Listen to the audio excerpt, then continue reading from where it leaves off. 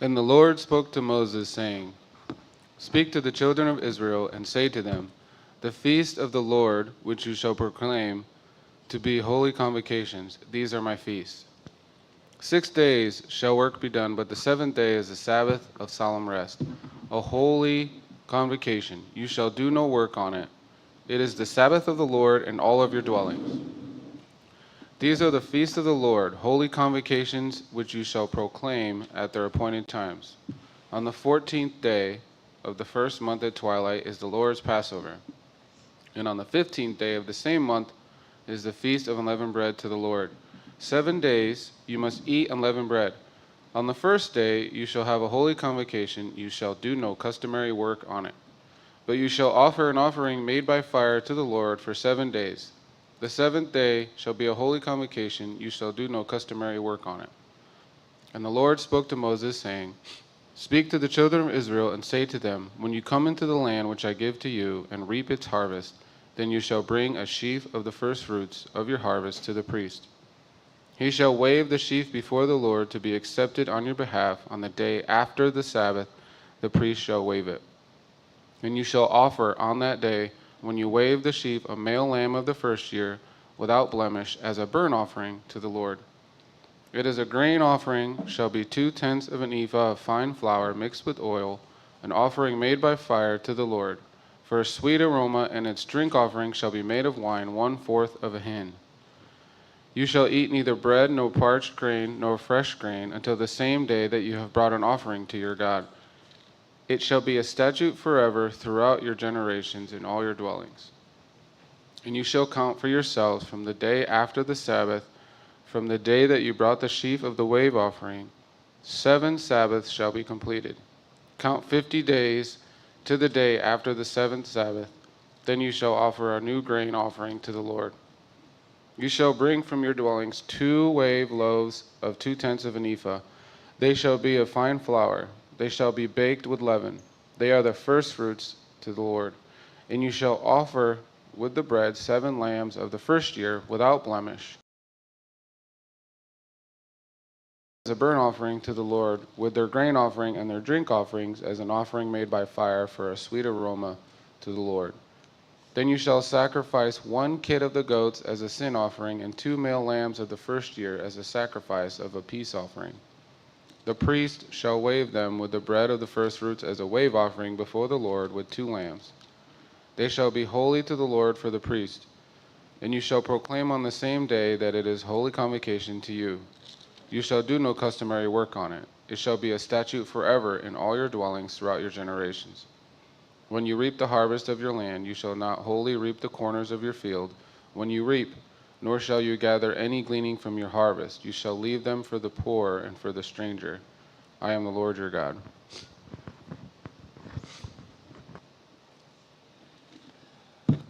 Okay. Somebody want to start out with some insights here? A lot here. Before I get into my commentary. Yes, Melissa. Michelle, I'm sorry. Thank you. It's Mark. Mark, okay. The only comment I want to make was on that last verse we read about when you harvest the ripe crops, all the way to leave the corners. I had heard it said that one way we can do that, like in today's, like obviously not all of us are farmers, but like if we have a vehicle, if we could have like someone can use your car, like you don't run it all the way to its end, but someone's in need, you can kind of save a little bit of its life to share with others, a way to fill that commandment. Yeah, that's a good principle. It meets the principle of the Torah, absolutely. I think it also, remember when I believe it was Paul said that concerning those that are in need, it mentions there that he that will not work should not eat. So where does he get that? Because I'm not sure that's a direct quote out of the Torah, but it could be drawn from that text right there. that if they wanted to, be able to feed themselves, they had to put some effort into it. And so they had to go out and glean the corners of the field. And it seemed to be a common practice. We learned this in the story of Ruth, where she would go out and after they had harvested, she would glean anything that dropped. Okay, and so a lot of the principles that the apostles and disciples in Yeshua brought in that weren't direct quotes come from the principles like we just read there. Any other thoughts?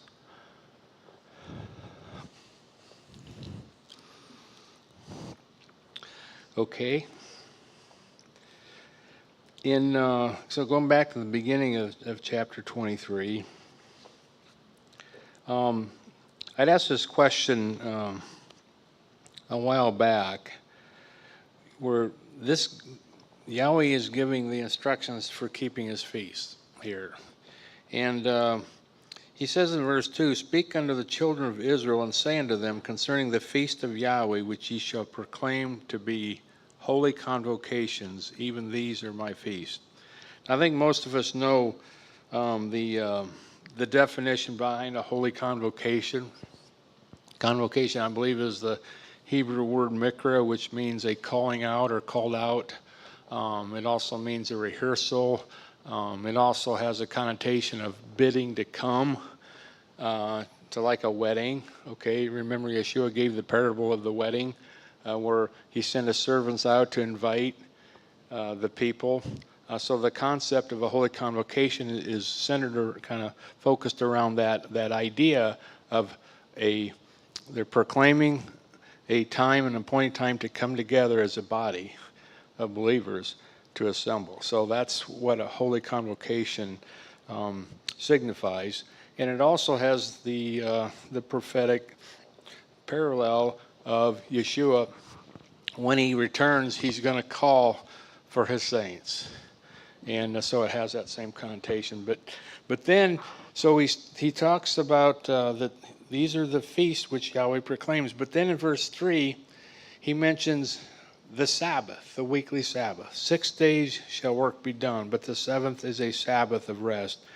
A holy convocation, ye shall do no work therein. It is the Sabbath of Yahweh in all your dwellings. So why does he bring in the seventh day, the weekly Sabbath, in right before he goes in and defines the three festivals? Do we have some comment? Harvey. Well, I think in verse 1, he makes it very clear, looking ahead prophetically, he's saying, concerning the feast of Yahweh, which ye shall proclaim to be holy convocations, even these are my feast. For a time, like it says in the New Testament, in the book of John, it refers to the feast of the Jews. And that is the way it was throughout the entire Old Testament period. But now, for our benefit, he's making it very clear that these are Yahweh's feasts for Yahweh's people. And whoever is a believer, whoever is part of Yeshua's redemption, these are his feasts. And the same, and that's why he includes the Sabbath, because many people that might disagree with us keeping the 7th-day Sabbath might say, well, that's a Jewish Sabbath. But he's making it clear this is his feast for his people. Good thought. We got some comments over here and up here.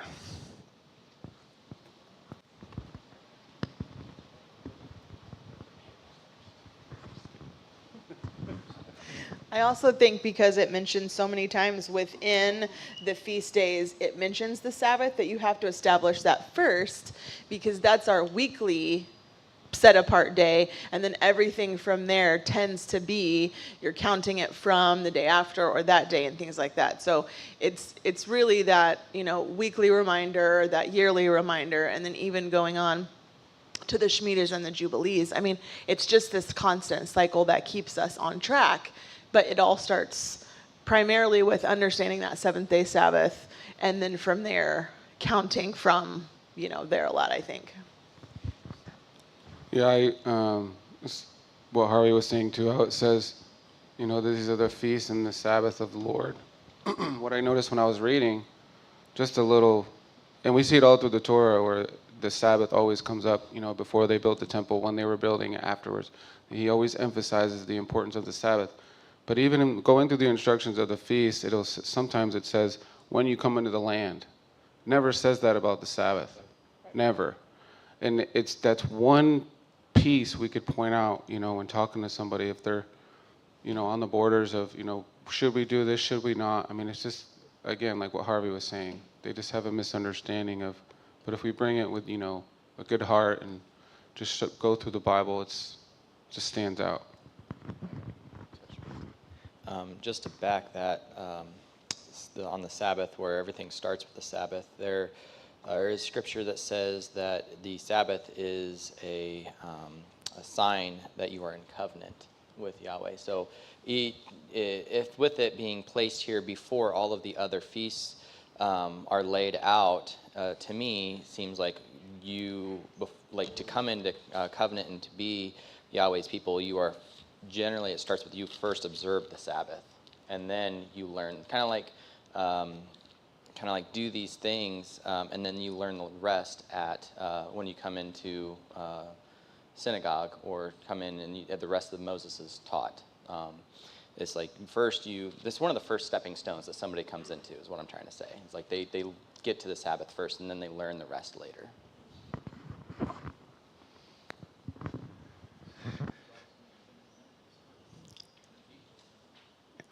Yeah, Justin just mentioned this weekly Sabbath is mentioned in the Ten Commandments, where the feast days are not. So one of the things that is always kind of stuck with me on the importance of the Sabbath is that, as we mentioned earlier, it establishes our supreme authority, and it recognizes that He is the creator of heaven and earth, because in it He rested. And so I think it was mentioned that the Sabbath was a sign between me and my people, Israel. And so it does set apart the one who was the true creator from everyone else. So that's why I think the Sabbath is extremely important. Stevie? Yeah, I agree. Excuse me. I agree with all that's been said, and I think that's an important emphasis that goes back to creation itself, right? And so God affirms it even in creation, the importance of that. But it also is, we kind of lose sight of the fact because it's not, we don't see it as a biblical festival, yet it is. It also is a feast day. And so, but it does say here too, I don't want us to lose sight that this here in Leviticus 23, that second verse says, tell the people of Yisrael. So that's for all of us. That should reaffirm our alignment, our identification with Israel. We need to constantly remind ourselves and tell others that we are grafted in to Israel. It is a national thing. It is a kingdom. And we've got to somehow get beyond the idea of the church, the Christian church, superseding Israel. And so I think it's important enough for us to remind ourselves of that. And one of the best ways to do that, to keep that foremost, and something that Joanne and I've been trying to inculcate in our own celebration of the Sabbath, is on Friday night, Shabbat Erev, we welcome in the Sabbath. And there's a procedure to do that, and that honors God. And we set that time apart. And it's not just, in our mind, we think, oh, it's Saturday when we wake up. But no, it's the Shabbat begins at sunset on Friday night. And so that evening meal is the beginning. And so we really try to make that meal very special. And I remember talking to a rabbi, this is before I really got into, say, Hebrew roots or Messianic Judaism, and he was certainly not. He was an Orthodox. But he was saying, and I did have Sabbath meal a couple times with him and his family, and I saw then that they really worked at this. And he said, it's not easy to do this week after week after week. Every week you do it. And so the Friday, they are, especially if they've got jobs and things to do, they have to really orchestrate this whole thing to get it done, especially in the wintertime when sunset comes so much sooner, right? Because, and he also said, but there's another blessing, he said. He says, if your motivation to get things together, he says, is another blessing. He said, because you can start early. You don't have to wait to sunset. You can begin early. So you can extend your Sabbath celebration. You can extend that feast day. And it is a feast day. So, because you're not even allowed to fast on the Shabbat, right? It's definitely a feast day. So, all right. Yeah, it mentions there it's a holy convocation, just like the feast days. And so what I found really fascinating and encouraging, that when we visited Israel, we've been there twice, 2018 and then again in 2022, in the old city of Jerusalem, around 2 or 3 in the afternoon on Friday, everything starts shutting down, and you better get your bread, your challah bread, because there is so much bread in that city at the marketplaces. I mean, almost every place you walk by, it's just sitting out fresh, in the open air. And but on a Friday, about 3 o'clock, there ain't hardly any crumbs left, and the whole city, shuts down. And also it's a place where you don't have to worry about what you eat. Everything's clean. So it's really, it was just a really good, neat experience to be there on a Friday evening and or a Friday afternoon to see where everything shuts down. In this country, everything 7 days a week, 24/7. And I'm a workaholic by nature, so it's a good thing Yahweh gave us this command, because I would work 7 days a week. So, any other thoughts? Lucy? I don't usually speak, but this is about Shabbat. For me, every day of the week is preparation. It is preparation for the joy of that Shabbat coming in. Everything I do, cleaning house, cooking, everything is preparation for that moment when you light the candles and Shabbat has arrived. Yeah. And it is very sad when it leaves. And I can't do Havdalah because that candle's a torch and it scares me. Yeah, Stevie's got it.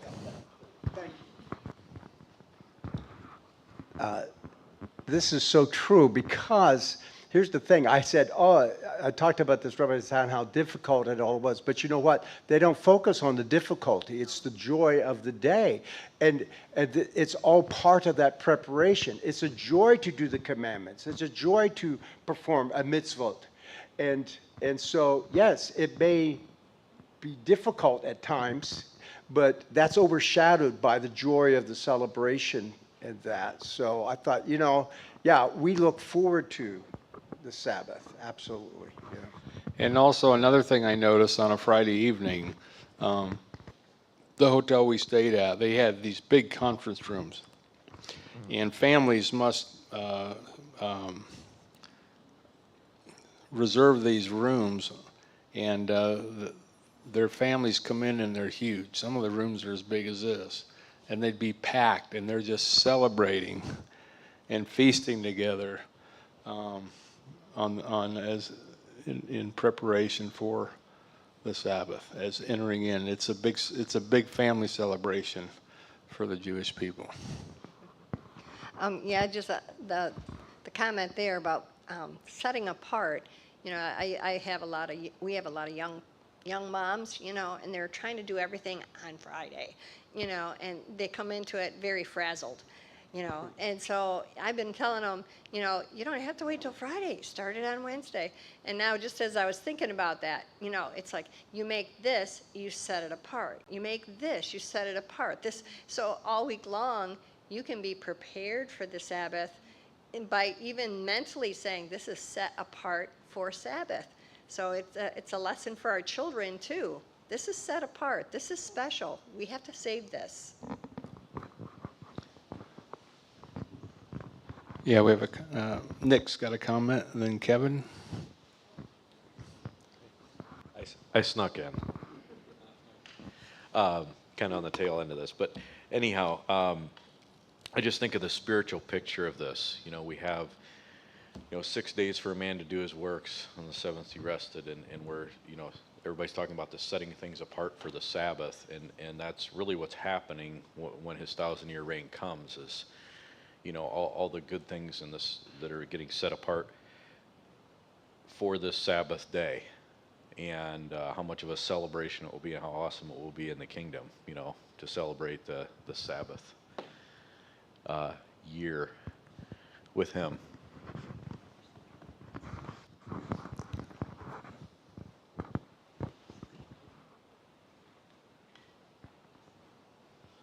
So I'll say, I said it before, I'll say it again. Since Rico's last event, my focus has been looking at Near Eastern cultures and what they've been doing. And every one of them had a calendar. Every one of them focused on what they were supposed to do. And so I have my notes.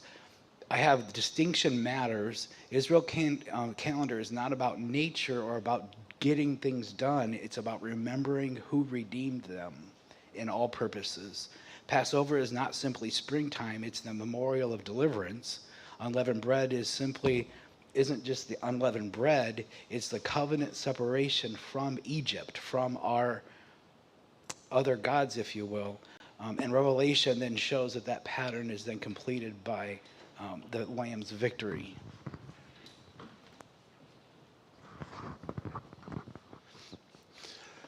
I had a thought while you were talking, now it flew away. Hopefully it'll come back to me. Any other thoughts? Okay, I'm going to get into a little commentary on topics on this chapter from years ago. So I asked the question, why do you think the Sabbath was kind of dropped in here when it's talking about the feast of the Lord, the feast of Yahweh? And in everything that was mentioned, I think helps answer that question. Another thought that you might consider is that during the feast of Yahweh we have Sabbath days.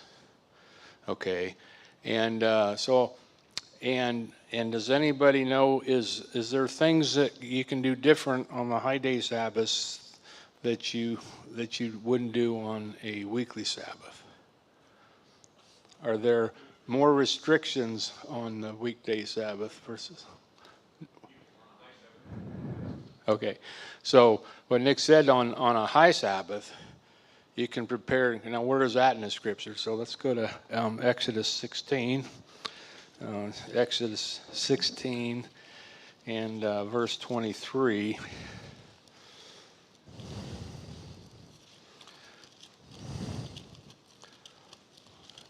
Exodus 16 and verse 23. And it says, let me start in 22. And this is the story of gathering the manna. And verse 27, they gathered every morning, every man according to his eating, and when the sun waxed hot, it melted. Verse 22, and I'm in Exodus 16. In verse 22, it says, it came to pass that on the sixth day they gathered twice as much, 2 omers for one man, and all the rulers of the congregation came and told Moses. And he said unto them, this is what Yahweh has said. Tomorrow is the rest, the holy Sabbath unto Yahweh. Bake that which you will bake today, and see that which you will see, and that which remaineth over lay up for you to be kept until morning. And they laid it up until morning, as Moses bade, and it did not stink. So if they gathered twice as much any day of the week than they were supposed to, by morning it would be rotten. But on preparation day, on a Friday, they could gather twice as much, and on Sabbath it would not be spoiled. So this gives the, as Nick had mentioned, the premise for the allowance of cooking on high day Sabbaths and preparing everything on a before a weekly Sabbath. You can do that, and also on a high day Sabbath, because often you'll during the feast you'll have a high day that could be right before Shabbat or right after, or like this year, it's yesterday was both a weekly Sabbath and a high day. So we're all going to be right on counting the Omer this year, okay? If anybody has been in that debate, okay, we're all in unity this year on that. Hallelujah! Wow, So that was exciting revelation. they brought up Yeah. They brought up food, but this festival, I made an observation, so I don't have an answer, and I could investigate that answer, but does anybody know? They use the term work different for the high days than they do the Sabbath. So is there a distinction between permissible work? Or is it all the same? Because I know that on the Sabbath, they go by all the commandments that they were to do to the temple.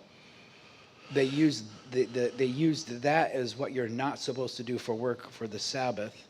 So is there a distinction on the high day of the type of work? Well, it says you shall do no servile work, I think is the term used on a high day Sabbath. For the weekly Sabbath, you shall do no manner of work. So you're right, there is a distinction. And determining those distinctions, we kind of have to look at the examples in the Bible to try to answer that. I mean, that's how I try to do it. I try to find examples in the Bible to show that. So, this is one reason I think Yahweh, as he's talking about the feast days and the instructions thereof, he brings in the weekly Sabbath to show that, as Nick and Chad were saying, how important this is a special day and set apart from all others, okay? And so when you keep the feast, let's say like yesterday was a high day in the weekly Sabbath. So which rule applies now to the weekly Sabbath when the high day falls on the same day? So I think the weekly Sabbath, no manner of work, takes precedence, and I think that's why he threw this in. I didn't throw it in there. He inserted it in there to establish, okay, I'm going to tell you about the feast, but remember, the Sabbath is the precedent. It's the most important, okay?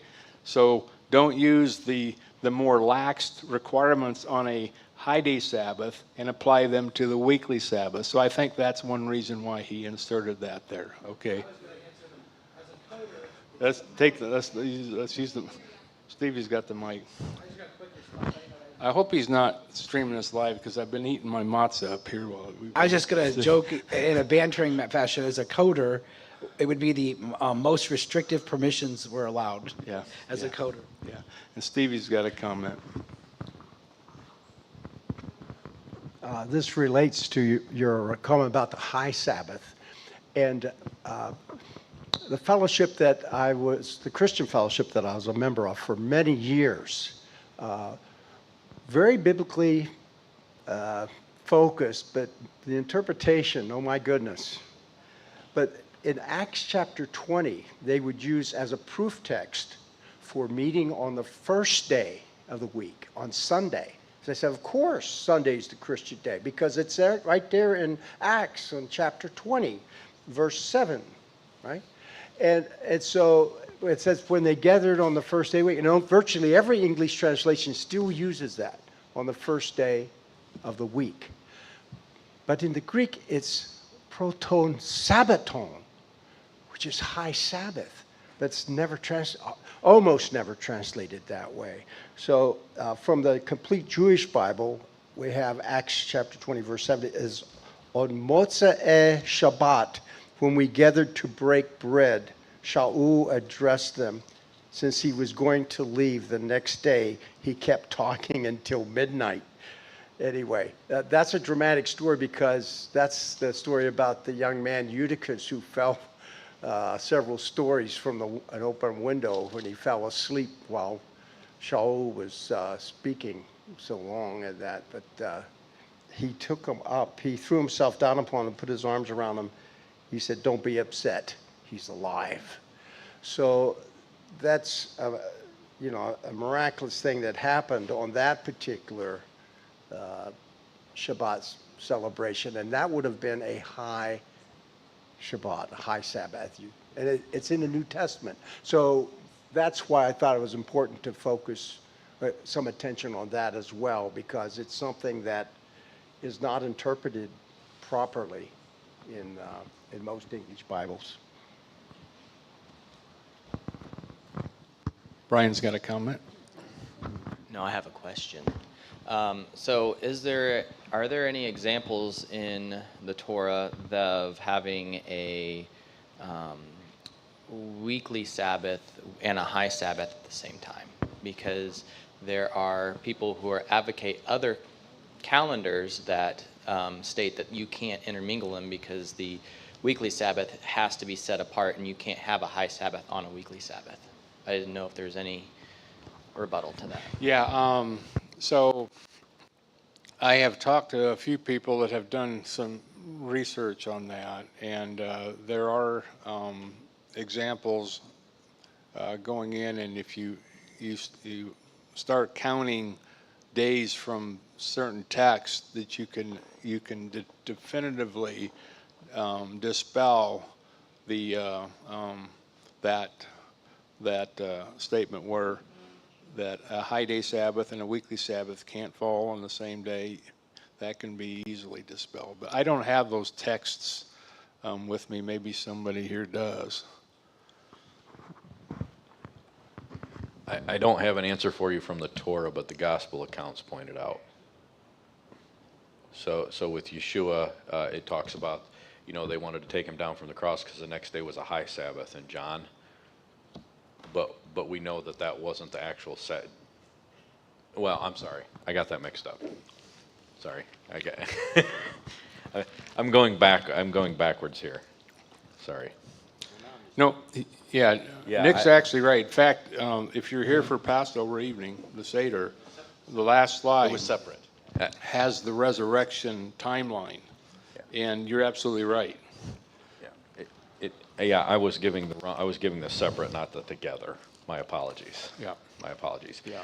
But you can kind of look back and see times where it has happened, where they celebrated them together.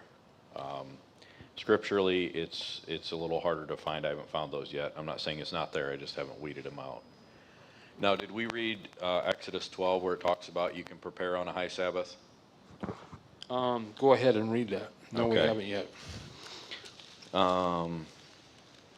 So this is talking about unleavened bread, Exodus 12:15. 7 days you shall eat unleavened bread, but on the first day you shall remove leaven from your houses, for whoever eats anything leavened from the first day until the seventh day, that person shall be cut off from Israel. And on the first day you shall have a holy assembly, and another holy assembly on the seventh day. No work at all shall be done on them except what must be eaten by every person. That alone be prepared by you. May be prepared by you. Yeah, I was actually trying to find that verse earlier in the Exodus 16. So that's the came up. distinction between the high Sabbaths and the weekly Sabbaths. It kind of points out a little distinction there that we can, being that, and why would you have that distinction? I guess from arguing from not from silence, but arguing from it not being there is, why would he make that distinction? Because if those days didn't roam around in the week. Does that make sense?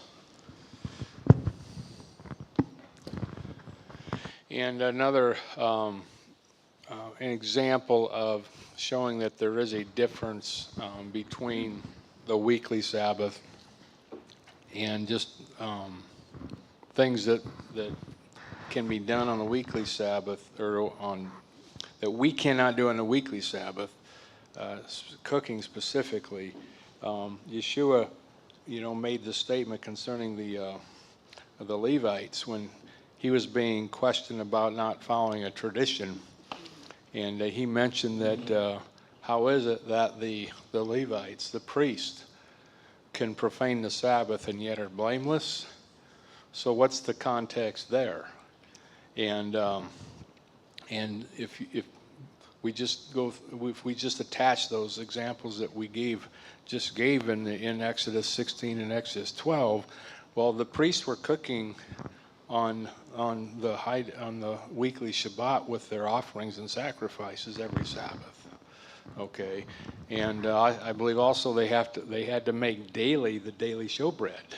Okay, so they were baking. Okay, so that also I think gives evidence that we should not be baking and cooking on Shabbat. That was my question. So what is specifically no baking, no boiling? What is or no preparation? Like, I mean, obviously we're preparing, like, I see a lot of crock pots. People must be like, Yeah, it's just be more specific on yeah. the command. Okay, so everything's been cooked, baked, boiled on preparation day, brought in here and warmed up.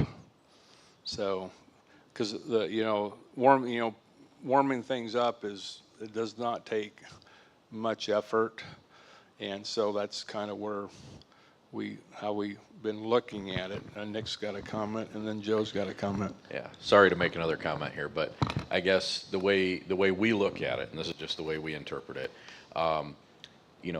back then in this time, to cook and bake something was very laborious. You had to gather the wood, you had to make they didn't just have a lighter to light a fire.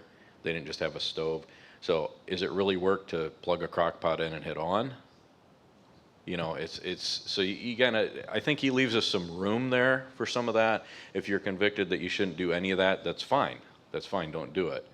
But there's a little difference between, that and maybe, we've had this conversation, maybe the husband should be doing the food preparation because that's not his normal job, because sometimes you're not supposed to, kind of the definition of the Sabbath I don't is, like that interpretation.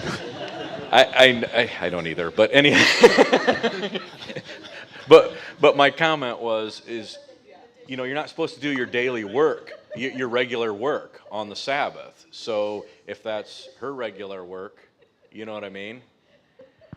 And I think that's why Yahweh, in his wisdom, said no manner of work. And so, Yeah. But that's just kind of our interpretation. Is it really hard to throw things in a crock pot and hit on? Not really. If you're going to be baking bread from scratch, that's work. Yeah. Here we have some more comments.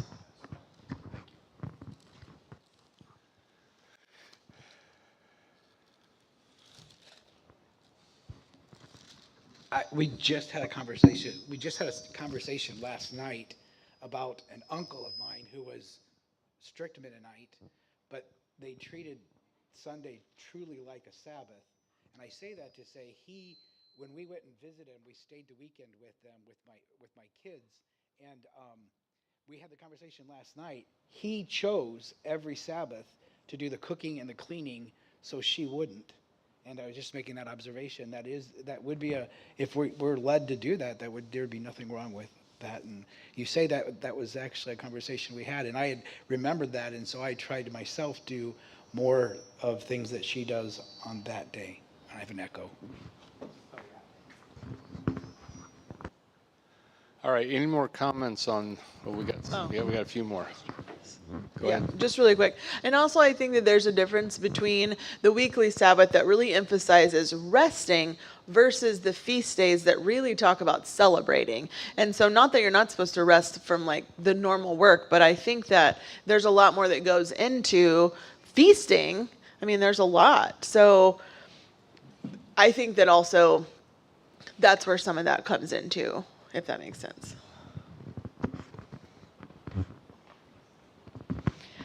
I've heard it said that for Sabbath, you don't want to do anything that you're creating, being creative. So like you've said, we've already figured out what we're going to do Sabbath. Not much work is involved. We're not really creating anything new. We're just participating in Sabbath. Colleen's got a.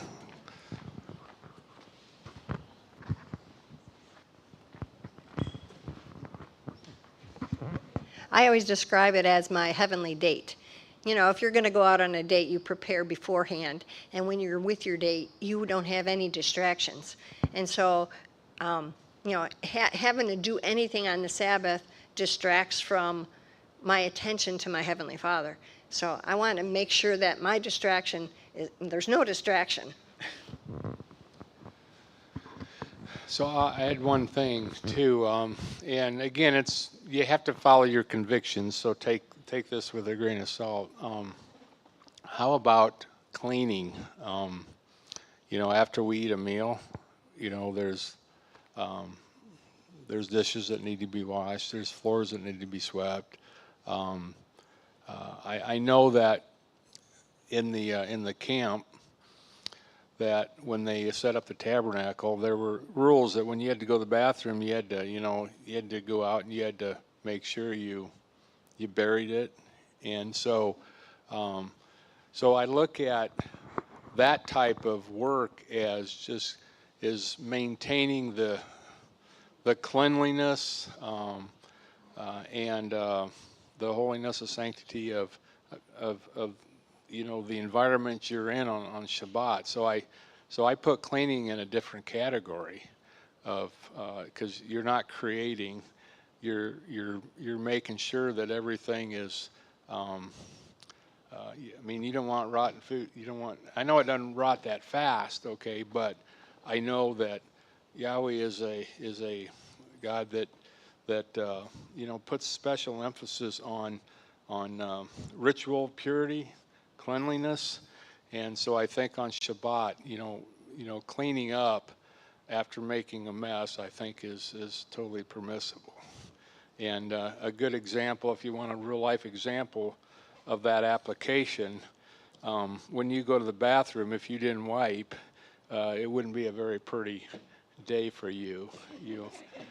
So I want to put, you know, cleaning in a different category, okay? But again, you have to follow your convictions. We know that when they went in and do service in the temple, I know that was different, but they had to make sure they washed their hands, they washed their feet. When we prepare food, you know, we make sure we wash our hands and such. So I just wanted to throw that in. Okay, I think we're almost out of time.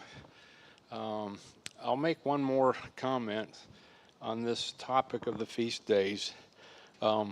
This concept of green ears, and this goes into if you're a one who tries to figure out when the feast, you know, you get involved in trying to figure out the calendar, then this is for you. The Bible talks about green ears. It mentions it here in verse, let's see here. Yeah, I'm in Leviticus here. Let's see.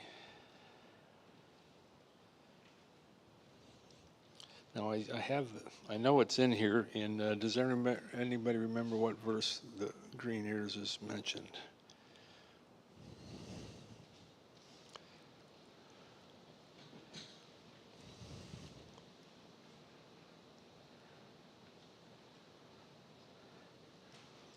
Okay, it may not be mentioned here. I know it's in Exodus chapter 12, Deuteronomy 16, I believe too. But the month of Abib the or the month of green ears is when you start counting the first month of the year to establish Passover. And the term Abib, I believe, means green ears or fresh ears. That word green, if you got a King James Version, if it mentions green ears, we think of obviously the color green. We think of if you take barley, it goes through stages of growth, and the green stages is one of the stages. But at that stage, as a farmer, you cannot harvest green ears. It's just like gum. I mean, ask Andy over here, okay? Actually, there's a certain moisture content that the grain has to be a minimum moisture before maximum moisture that you can harvest. And what is that percentage? Okay, 13%. Anything above that, it's going to gum up. And so one of the offerings that was supposed to be made during the Feast of Unleavened Bread was a meal offering. We read that in Leviticus 23 here, in verse 13. And the meat offering that you shall offer, 2/10 deals of fine flour mingled with oil, an offering made by fire unto Yahweh, a sweet savor, and the drink offering thereof. And ye shall eat. And so this offering has to be made from what your version says green ears. It actually means fresh. It means, and they have to be full ears. And I'll take you that verse here in a minute. But you have to make an offering of flour produced from the new grain before you can begin to eat the grain of the new year. Until you make that offering, you have to eat the old grain from the year prior, okay? And let's see here. Yeah, I've got, yeah, that's the verse I want to take you to here in a minute. So,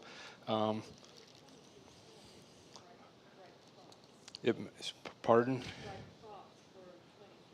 In 23:10, when you come into the land which I give you and shall reap the harvest thereof, then you shall bring a sheaf of the first fruits of your harvest unto the priest. And so this when we hear people say, well, we found some green ears of barley, okay, it's the heads are formed enough that we can declare it green ears. They will say, this is the month of Abib. This is the first month we can start counting. But this says, you shall bring a sheaf from the harvest of your field to the priest. Not just finding some green ears, because it's not ready. You can't make fine flour from green ears. So if you go to Leviticus chapter 2 and verse 14, I believe it is, Leviticus 2:14. It has the word, in the Hebrew, it has the word for green, and it has the word for full in the same verse. And so the defining green, again, there's multiple definitions when you look at that Hebrew word. It can mean green, it can mean fresh, new. So Leviticus 2:14 says, and you shall offer a meat offering of the first fruits unto Yahweh. That's what we just read there in Leviticus 23. You shall offer it for the meat offering of your first fruits, green ears of corn, dried by the fire, even corn beaten out of full ears. So you have this term for green and full in the same verse. And the only way that will fit is if you use the definition that is applicable to green as fresh or new, that are full, but it has to be a sheaf from your harvest. You know, once you go into the land and you reap the harvest, you shall bring the first fruit. So my point is this, that every feast centers around a harvest. You're to bring your tithes from your new harvest up to Jerusalem to present to the Lord, okay? And how can everybody in Israel bring their tithe, their offerings, because 3 times a year all males shall appear before Yahweh not empty-handed. How can they bring an offering if all you're going by to set the new month is a few green ears in the northern section or southern section of Israel, you can't define the first month by finding a few green ears. It has to be a sheaf of your harvest. It has to be harvest ready, and it can't be just in one section of the land, because all males are supposed to appear before Yahweh, not empty-handed. So if you always use the new moon on or after the vernal equinox, you will always have a harvest in Israel to bring your first fruits. So that's kind of the position that I've taken for setting the calendar the first month, is that if it's on or after the vernal equinox, because the sun determines the year. Does we all agree with that? And that's defined by the equinoxes and the solstices. Once that year is complete, now you look for that new moon to start counting the months. And if you follow that rule, there will always be a harvest in order to take your first fruits and tithes up to Israel if we were living in the land of Israel. And I looked at the agricultural cycles in Israel, and it all lines up. If you try to pick a harvest before the vernal equinox, then not everybody in the land's going to have their harvest is going to be ready. And also new wine. We know that on the day of Pentecost, we know there was an example where they thought they were drinking new wine. Okay, the grape harvest happens at a certain time in Israel, and if they would have picked the new moon before the vernal equinox, the year that happened, they wouldn't have had a grape harvest. And so everything lines up, I guess, if you pick a new moon on or after the vernal equinox. So that's that's why we do what we do here at MNLT. Okay. Any comments or questions? Nick. And I also go by the new moon sighting in Jerusalem. I know we don't live in Jerusalem, but we know that the law is going to go forth from Jerusalem during the millennial kingdom, and we have the technology today to know exactly when they're going to see it. And so this year in the States, they saw the new moon on a Thursday night, but Israel did not see it till Friday night. So that's why you're going to see a difference in the calendar.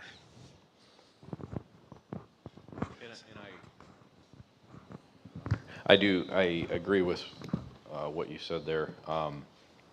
How can you present an offering of new grain if it's not ready? You have to have something to present. Otherwise, you would be coming before Yah empty-handed. You have nothing to bring, and it says, "Do not come empty-handed." And there's a couple of verses that. So in the NASB, that verse 14 you read in chapter 2, I think they actually hit it fairly good. It says, "Also, if you bring a grain offering of early ripened things to the Lord, you shall bring fresh heads of grain roasted in fire, grits of new growth for the grain offerings of your early ripened things." So it's hitting it as that's something that's ripened, and ready to eat. And then like you have Leviticus 23:14 says, "Until the same day, until you have brought in the offering of your God, you shall eat neither bread nor roasted grain nor new growth. It is to be a perpetual statute throughout your generations in all your dwelling places." And there's one verse, I got my Bible closed, but it mentions there, it may be the same verse, but maybe the King James reads a little bit different. It says that they ate the old grain on the day after the Sabbath because they hadn't offered their first fruits yet, okay, until they, and so the other topic that we can spin off from this is, when do you start counting the Omer? And I said, this year, we're all going to be right? But the year Yeshua was crucified, and this also proves that there was a high day Sabbath in the middle of the week, because there was a preparation day on the day that Yeshua was crucified. It was a preparation day. And then after that high day, he was taken off of the cross before that high day started. Then it was It was a Wednesday night. He was taken off. Thursday was a high day. And then there was another high day that the ladies prepared for a preparation day for Sabbath. You had 2 preparation days that week. How can you have 2 preparation days in that week if you can never have a high day Sabbath fall on a week, or if you can never have how was that? I got it mixed up like you did. Okay. Okay. Yeah, okay. So anyway, so those examples just support the, how we, why we do what we do here at MNLT for the setting the dates. Okay. All right, well, thank you for your attendance. And for those that were here for yesterday's Pesach 1 Torah portion, I talked about what law was added 430 years after. I have some extra copies of that research I did, so if you would like one, there's like 5 copies up here. Feel free to take one, okay? All right, thank you.